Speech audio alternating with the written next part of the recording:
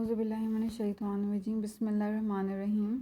अच्छा, सबसे पहले रीनल सेल कार्सिनोमा की हम स्टेजिंग कर लेते हैं। उसमें याद रखना है कि 7 सेंटीमीटर की हमने जो है वो लिया है इसकी एक पॉइंट, और दूसरा पॉइंट हमने लिया है हाँ लेस दैन 7 या मोर देन 7। ठीक है, तो अगर जो है वो लेस दैन 7 है तो वो क्या है, वो है स्टेज T1, और फिर अगर मोर देन 7 है तो वो है स्टेज T2, और T3 को भी हम देखते हैं। तो T1 में फ़र्दर आ जाता है ए और बी, वो होता है कि लेस दैन 4 या फिर 4 से 7। ठीक है, तो अगर ए होगा तो हम क्या करेंगे, ए होगा तो हम करेंगे इसकी पार्शियल नेफ्रेक्टमी। ठीक हो गया, और अगर 4 to 7 मतलब बी होगा तो will go for radical nephrectomy. मैं यहाँ पे पी लिख रही हूँ पार्शियल के लिए, एंड आर लिख रही हूँ रेडिकल के लिए। अच्छा, फिर T2 को हम देखते हैं। T2 में A and B is based on 7 to 10 या फिर मोर देन 10। सही, तो इन दोनों में gonna go for radical. Then T3। अच्छा, T3 में अब साइज हो गया। T3 में गोना गो कि इन्वेजन कितनी है। ठीक है, अगर जो है वो रीनल वेन तक है, ठीक है, या फिर पेरीनेफ्रिक जो टिश्यू है वहाँ पर है, तो दैट इज़ ए, T3A। अगर जो है वो इन्फीरियर वेना कैवा में है below the diaphragm, that is B. और अगर जो है इन्फीरियर वेना कैवा की above the diaphragm, that is C. And for A, in which inferior vena cava is not involved, only the renal vein is involved, we go for radical nephrectomy. But when inferior vena cava is involved, तो फिर हमने proper क्या करना होता है, inferior vena cava को clamp करना होता है above and below the tumor, और उसका थ्रोम्बोसिस को रिमूव करना होता है। कार्डियोथोरेसिक सर्जन्स जो हैं वो इन्वॉल्व होते हैं, और अगर राइट एट्रियम इन्वॉल्व हो तो कार्डियोप्लेजिक कार्डियक बाईपास करना पड़ता है। अच्छा, अब T4 का होता है। T4 में जो है वो इन्वेजन हो चुकी होती है अच्छी खासी। ठीक है, रेडिकल हम नेफ्रेक्टमी करेंगे, सिर्फ सिम्टम्स को रिलीव करने के पैलिएटिव ट्रीटमेंट होगा। हम बोन स्पाइन के लिए रेडियोथेरेपी करेंगे, और इम्यूनोथेरेपी भी कर सकते हैं। इंटरल्यूकिन 2 और इंटरफेरॉन अल्फ़ा भी जो है वो इस्तेमाल कर सकते हैं, लेकिन उनकी टॉक्सिसिटी होती है। ठीक हो गया, तो ये यहीं लिखा हुआ है कि T1 जो है लेस दैन 7 सेंटीमीटर, ए है less than 4 centimetre partial nephrectomy, B है 4 से 7 सेंटीमीटर रेडिकल नेफ्रेक्टमी, और फिर मोर देन 7 में T2 है, उसका ए है 7 to 10 और बी है मोर देन 10। ठीक है, रेडिकल करेंगे इसमें। फिर T3 में ए बी सी है renal vein, inferior vena cava below diaphragm, inferior vena cava above diaphragm, और फिर T4 है हमने रेडिकल इसमें करना है, क्योंकि इसमें इन्वेजन हो सकती है, डिस्टेंट मेटास्टेसिस हो चुके हैं। अच्छा, ये तो हो गई इसकी मैनेजमेंट। फिर वी हैव इन्वेस्टिगेशन। हमें पता है कि हीमोचूरिया मिलेगा, अल्ट्रासाउंड पर डॉपलर करेंगे ताकि इन्फीरियर वेना कैवा, पैरायोटिक नोड्स और लिवर की इन्वॉल्वमेंट। ठीक है, इन्फीरियर पैरायोटिक नोड्स ड्रेन करती है ना किडनी को, ओवरीज को और टेस्टिस को। अच्छा, गोल्ड स्टैंडर्ड हमें पता है कि दार CCT।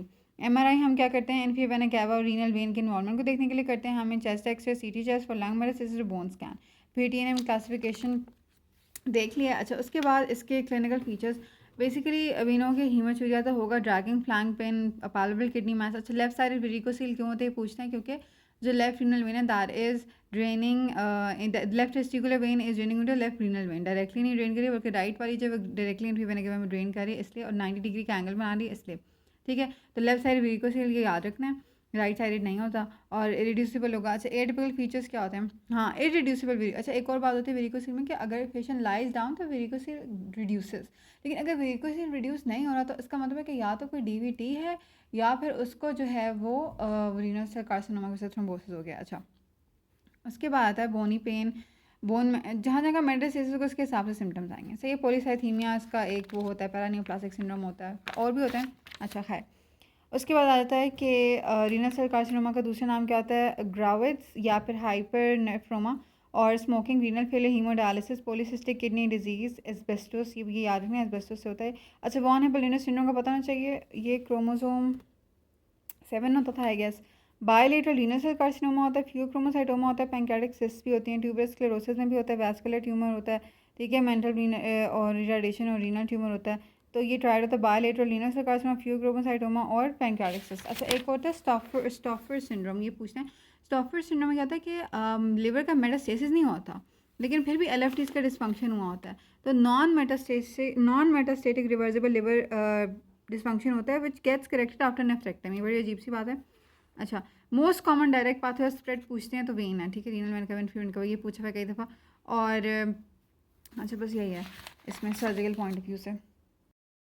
अच्छा, बाकी हम यहाँ से देख लेते हैं कि रीनल सेल कार्सिनोमा के बारे में क्या कहा हुआ है। तो रीनल सेल कार्सिनोमा के बारे में यह है कि ये किडनी ट्यूबुल, अच्छा ये ना प्रॉक्सिमल कॉम्यूनिटी ट्यूबुल के सेल्स आते हैं, ये भी पूछा हुआ है, एक बड़ी बेसिक सी बात है, लेकिन ये PCT से आता है। अच्छा, अब जो है वो हेमाचूरिया जो है वो कॉमनेस्ट सिम्टम है, ठीक है। पालेबल मास, फ्लैंक पेन, ये यहाँ पर क्लासिकल ट्राइड होता है, लेकिन इतना ज़्यादा नहीं होता। लाइक इट्स नॉट इंपॉर्टेंट कि तीनों चीज़ें साथ हों, बस ये है theoretical point of. Classical tried हमने देख लिया। अच्छा, इसके बाद पैरान्यूप्लासिया पता होना चाहिए कि एरिथ्रोपोइटिन रिलीज़ करता है, एसीटीएच रिलीज़ करता है और रेनिन रिलीज़ करता है, इससे हाइपरटेंशन होती है। तो basically erythropoietin, renin, parathyroid hormone like protein और एसीटीएच, ठीक है। लेफ्ट साइड वीरिकोस की वही बात हमने देख लिया। अच्छा, अब अगली बात आती है कि येलो मैस होता है ग्रॉस एग्जामिनेशन पे और क्लियर साइटोप्लाज्म होती है। Clear cell type is most common. अच्छा, मैं 7 कहती मैं गलत कही थी। वॉन हिप्पोलिंडो डिजीज में 3P ट्यूमर से प्रेशर जीन होती है, ये बहुत ज़रूरी है। 3P, ठीक है। हमने क्या कहा था कि फियोक्रोमोसाइटोमा होता है और क्या होता है, और बायलेटरल रीनल सेल कार्सिनोमा होता है, तीसरी चीज़ पता नहीं क्या थी। अच्छा, उसके बाद IGF-1 जो है वो ज़्यादा हो जाता है और HIF ज़्यादा हो जाता है, हाइपॉक्सी इंड्यूसिबल फैक्टर VEGF और PDGF भी ज़्यादा हो जाता है। तो इसका लाइक कैसे होता है ये। अच्छा, स्पोराडिक होते हैं और हेरिडिटरी, दो तरह के होते हैं। अच्छा, दोनों बड़े डिफरेंट हैं, ठीक है। जो स्पोराडिक होते हैं ना वो मेल स्मोकर्स में होते हैं, अपर पोल में होते हैं। जो हेरिडिटरी होते हैं ना उसमें यंग एडल्ट में होता है, ठीक है। और बायलेटरल होता है, बड़ी बड़ी ज़रूरी बात है। और जो हेरिडिटरी होता है ये ऑटोसोमल डोमिनेंट होता है। हेमेंजियोब्लास्टोमा सेरिबेलम भी होता है इसमें, अगर वॉन हिप्पोलिंडो डिजीज़ है, ठीक हो गया। उसके बाद इसकी हमने स्टेजिंग तो कर लिया। अच्छा, विम्स ट्यूमर भी हम देख लेते हैं। विम्स ट्यूमर में हमने क्या कहा था कि इसमें पूछा हुआ है कि विम्स ट्यूमर में गलत स्टेटमेंट कौन सी है, तो उसमें थी कि इसमें लिखा हुआ था प्योरली एपिथेलियल। एपिथेलियल नहीं होता, ये मिक्स होता है, ठीक है।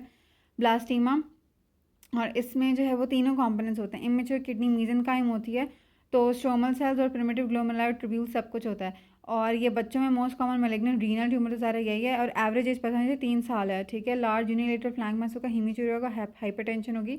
और ये बताना चाहिए कि 90% स्पोरेडिक होते हैं। सिंड्रोमिक बताना चाहिए। वेगर में क्या होता है, विम्स ट्यूमर, W से A से एनेरिटा, G से जेनिटल एबनॉर्मेलिटीज और R से क्या होता है, रिटार्डेशन।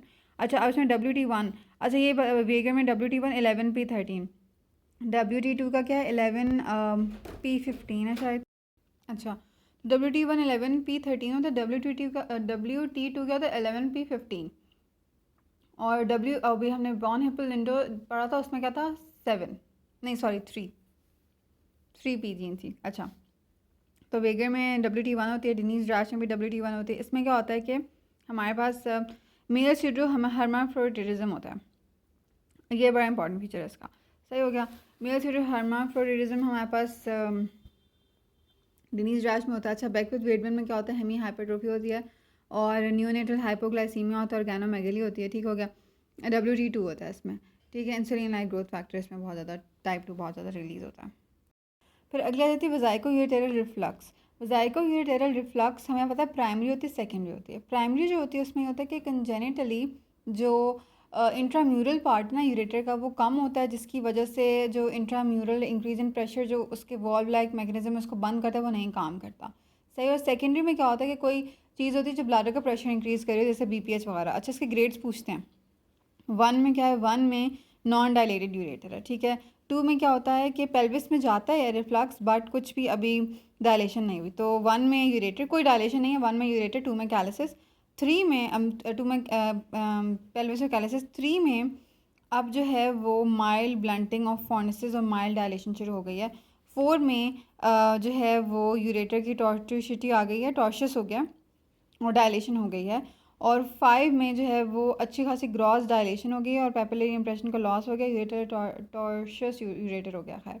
अच्छा, तो 1 में क्या था, यूरेटर तक जा रहा है। 2 में क्या आ रहा है कि पेल्विस ऑफ कैलिसिस तक जा रहा है। 3 में माइल्ड डायलेशन और माइल्ड ब्लंटिंग हो रही है। 4 में क्या हो रहा है कि प्रॉपर टॉर्शस यूरेटर हो गया और प्रॉपर डायलेशन हो गई है पेल्विस और कैलिसिस की। और 5 में क्या हो रहा है कि ग्रॉस डायलेशन हो गई है और लॉस ऑफ पेपिलरी इंप्रेशन हो गया, यूरेटरल टॉर्शस यूरेटर्स हो गए अच्छे खासे ग्रॉसली, ठीक है। पेपिलरी इंप्रेशन का लॉस किस में होता है, 5 में।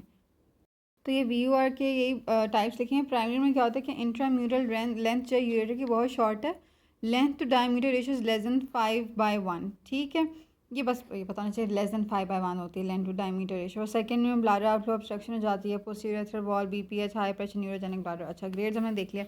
अच्छा, अब क्लिनिकल फीचर्स जाहिर सी बात है कि फ्लैंक पेन हो जाएगा, ठीक है, इमीडिएटली आफ्टर यूरिनेशन। ये बड़ा इंपॉर्टेंट क्लिनिकल पॉइंट है। फ्लैंक पेन कब होता है, आफ्टर यूरिनेशन। जैसे वो था ना कि जो ब्लैडर स्टोन्स होते हैं उनमें पेन कब होता है, उनमें पेन होता है after micturition at the tip of the पीनस, ठीक है। इसमें होता है flank pain after micturition, immediately after urination. और हम जो है वो MCUG करेंगे, उससे रिफ्लेक्स पता चलेगा। और हम 99 टेक्नीशियन DM से रीनल स्कैन, लेकिन ये इंपॉर्टेंट है, आप MCUG का पूछते हैं।